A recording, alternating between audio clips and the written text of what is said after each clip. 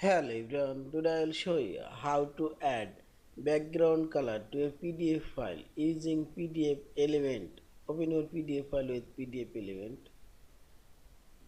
Now select edit option and here you will find this background option. Click here and select here add background.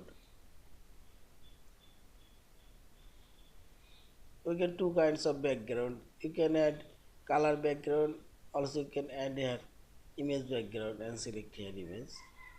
I'll add color background, click color and this color option, select here. This is theme color. Now you can rotate your color and see this. And also you can change this color opacity.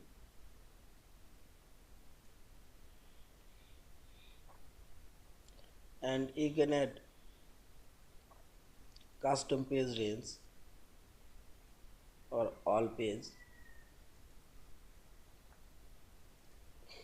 And here you can select more color option. Add this color. Okay. And color opacity and change.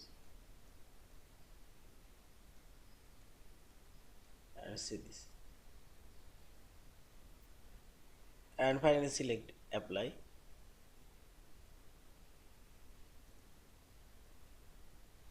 And see this.